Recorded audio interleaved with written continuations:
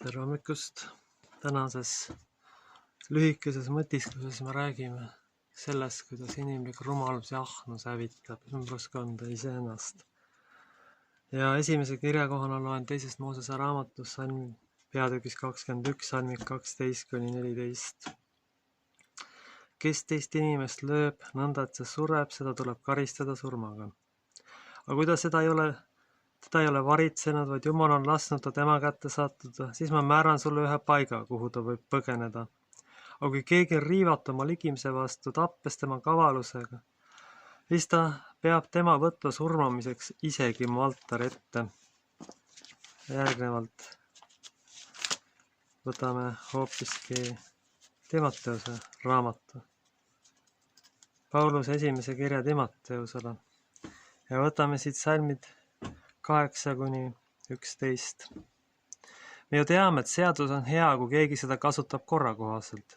Teades seda, et seadus pole seatud kõigile, vaid ülekohtustele, tõrkujatele, jumalakartmatutele, patustele, nurjatutele ja labastele, isa ja ema tapjaile, mõrtsukaile, hoorajaile, poisipilastajale, inimröövijaile, valetajale, valevandujaile ja kellest tahes muule, mis käib terve õpetuse vastu.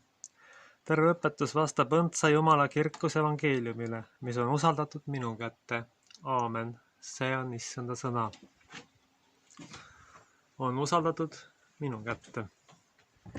Mitte ei ole usaldatud mingi inimese tahtmise järgi, vaid on usaldatud issanda sõna järgi. Mida rohkem inimesele antakse, sageli seda rohkem hakkab ta oma tahtmist tegema. Sest tegelikult praegune kriis on kunstlikult esile kutsutud. Esimene, mis sellele viitab, on see, et ükski loodusest tulenev häda ei allu kindlale kontrollile. Seda ei ole võimalik lihtsalt prognoosida. See elab täielikult oma elu. Aga kui kõik prognoosid nii-öelda täide lähevad, siis on selge, et selle taga on inimese käsi.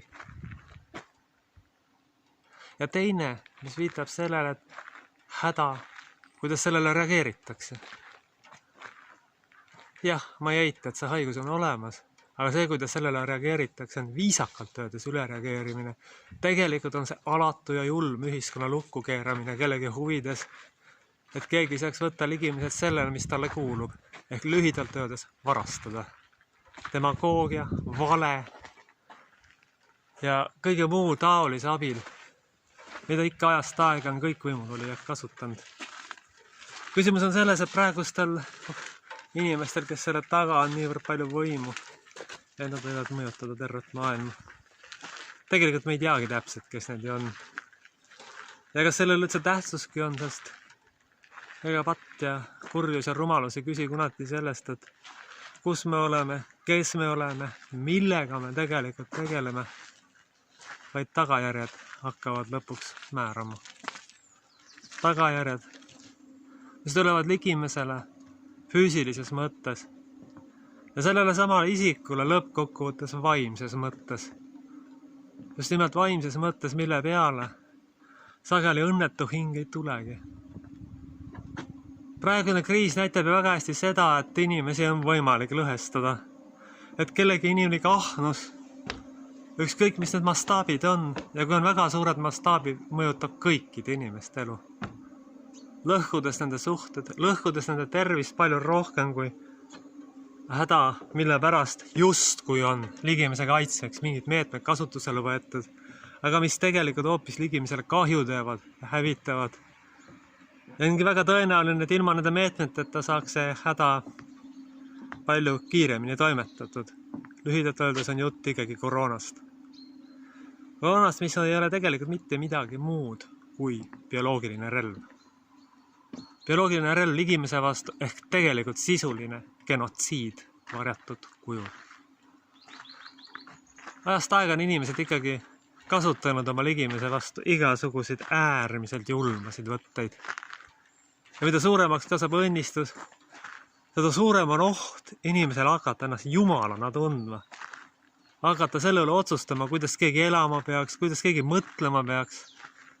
See oht on alati olnud. See ei ole mingi uus asi. Probleem on lihtsalt selles, et kui satub juba väga palju õnnistust inimeste kätte, kui nad siis hakkavad seda valesti tarvitama, ma lihtsalt oma inimlikus rumaluses ja lühinägelikkuses ja ka ahnuses. Ja lootuses, et Jumal ei näe, kuigi ju tegelikult iga vähegi mõtlev inimene teab, et Jumal näeb ju kindlasti kohe. Siis on selle tagajärjed traagiliselt esialgu ligimesele, aga hiljem inimese endale, vaimsele ja vaimulikule tulevikule. Ei taheta küll tänapäeval väga palju põrgust rääkida, aga see on päris kindel kiirtee põrgusse. Kui sa hakkad korraldama ligimese elu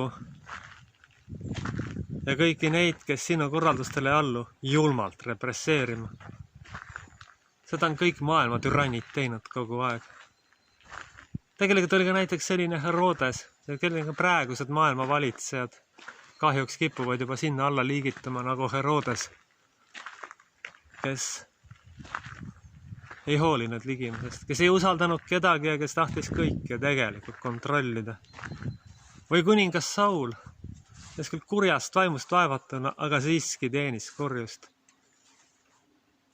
Probleem on lihtsalt hetkel selles, et need sellist tüüpi isikud on saanud kätte meeletu võimu. Nad on osanud ennast nii osavalt ära peita, et mitte keegi mitte midagi märka. Ja hommegi jälle päev, kus hakatakse inimeste vabadusi julmalt piirama. Et mis see tegelikult on ja kui palju seal tegeliku probleemi ulatusega üleüldse pistmist on, seda teab üks ja ainult issand Jumal ise. Sest seda tõenäoliselt valetatakse. See on jällegi üks asi, mis on tegelikult läbi ajast ajaga olnud, et võimul olevad isikud ei räägi tõtt oma tegevuse kohta. See justkui käiks inimese loomuse juurde. Aga kui see võtab nüüd nii drastilised meetmed nagu praegu, siis on sellel katastroofilised hävitavad tagajärjed kogu inimkonnale. Milles siis asi on? Esimene Korintlaste 13. kiri, esimene kiri Korintlastele 13. peatükk räägib armastusest. Ja ma arvan, et siin on täpselt sama asi. Ei armastada ligimest. Ei usuta Jumalat, vaid usuta mingisugust ebajumalat. Ja siis iganes on see ebajumal või mis see iganes on. Ja nende isikute ebajumal, kes selle õuduse taga on, mis praegu maailmas toimub, on tegelikult uus religioon, meditsiin. Meditsiinist on tehtud selline ebajumal, et kõik tuuakse selle ohvriks. Armutud ja alatud.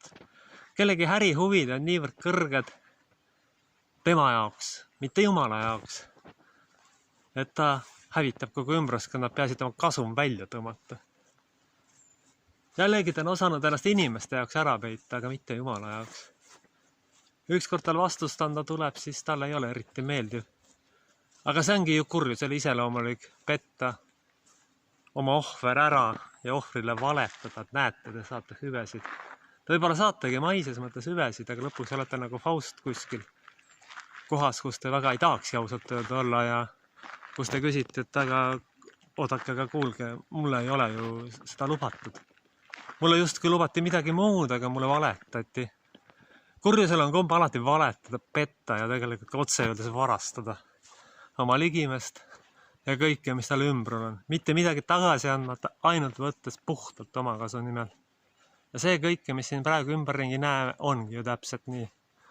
Võetakse vabadus, tervis ja kui te seda asja ei tee nii nagu meie, siis te ei saa elada oma igapäevast elu, ehk lühidalt öeldes vaktsiini. Ei küsitagi, kas need meetmed toimivad, peaasid saaks asjad maha müüdud lihtsalt. Ja analüüsitagi tegelikult toimivad, ei lähtuda faktidest. Ja faktid on need, et see asi ei ole nii, nagu meile kujutatakse. See asi on hoopis teistmoodi. Need inimesed, kes selle asjad sisse on endale saanud, on tegelikult kõik haigemaks jäänud, nõrgemaks jäänud. Sest see ei ole see, mis ta peaks olema. See ei ole tegelikult mingi ravim. See on tegelikult öeldagu meile mida tahes kontrolli all hoidmise vahend. Aga tegelikult on tragöödia selles, et see inimene, kes selle asja välja mõtles, on ise hoopis kurjuse ohver. Ja tema pärast tegelikult tuleks tõenäoliselt palvetada. Kuigi ega see isik ei pruugigi meelt parandada, aga siis on vähemalt meie süda rahul. aga iseennast tuleb kaitsta, sest praegu on täpselt selline olukord, et inimese seadus astub räigelt Jumala seaduse vastu. Sellised olukordi on maailma ajaloos ennemgi olnud ja see pole kindlasti ikka kahjuks viimane kord, kus seda juhtub. Aga siiski, praegu on tähtis, väga tähtis seda meeles pidada, et me iseennast ära ei unustaks, iseennast ei laseks kellegi ahnusel sõna otseses mõttes ära mürgitada. Kellegi inimesel, kes tegelikult on ligimisest täiesti ükskõik ja kes lähtub mingist oma kitsast huvist. Ja kellel on nii palju võimu ja võimekust, et panna kõiki uskuma, et tema räägib tõtt. Kes see inimene on? Või kes need inimesed on? Seda nad on, nagu ma ütlesin, õnnestunud varjata ainult inimeste eest. Aga Jumal teab täpselt seda, kes need on. Ja mina ei tahaks nende nahas mitte mingil juhul olla siis, kui need tuleb siit ilmast minna. Seda nad peaksid kindlasti arvestama, et ega Jumala käed ja Jumala viskid ulatuvad kõikjale, ükskõik kui kaugele või kuhu nad põgenevad. Isegi universumist teise otsa põgenemine ei aita. Ja südametunnistus ja põhjuse ja tagajärje seos saab alati kätte. Ja ka seadus, kui te ligimisel armu ei osata, siis te kuulute nende hulka, mille ma Timoteuse kirju kirjeldasin. Või seda võike võib võrreda tegelikult ligimise salakavala surmamisega lausa. Aga lihtsalt ainult tõesti sellest, et olete inimlikud ahmed olnud. Ja lihtsalt on see asi mastaapseks muutunud. Kaitsku Jumal meid sellest, et meiega niimoodi läheks, et me oma tahte nimele jagaks ligimest hävitama ja lõhkuma. Andku issand meile selleks tarkust ja väge ja oma vaimu juhatust. Ja katsuge selle raske kriisi ajal vastu pidada. Aamen.